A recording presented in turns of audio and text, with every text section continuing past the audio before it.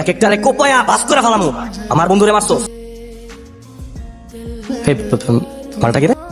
এই হোক, তুই মার। এই তুই মার। মার। থাম, এটাই সমস্যা তাই না? চল আয়। তোর ওজন বেশি না তোর রাগ আমার উপর বেশি? কোনটা? রাগ কেন? তোরা আমার বাবাকে খুন করছিস। কে তোর বাবা? শফিকুল ইসলাম। শফিকুল ইসলাম তোর বাবা বেশ কিছুদিন এখানেই ছিল, চুপচাপ থাকতো, নামাজ পড়তো, লোকটা ভালো ছিল। আমি চাইছিলাম তার ছেড়ে দিতে। কিন্তু সেটা নাসিম মির্জা জানার পর সে এখান থেকে নিয়ে যায়, এবং কোথায় নিয়ে যায় এটা আমি জানি না। না, তুই মিথ্যা বলতেছিস। ভালো করে জানিস আমার বাবা কোথায় আছে, বল। আমি সত্যিই জানি না, তবে হ্যাঁ, আমি এইটুকু তোকে বলতে পারি, তোর বাবা এখনো জীবিত। আর আমি যদি তোর বাবাকে খুঁজেও পাই, আমি তোকে বলবো না।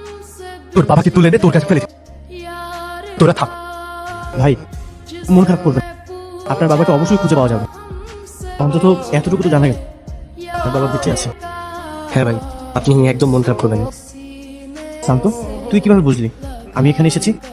এটাই তো বন্ধুত্ব। তুই কি ভেবেছিস তুই একাই সবকিছু বুঝিস? বন্ধুত্ব বন্ধুর পাশে থাকি বিপদে, তাই না?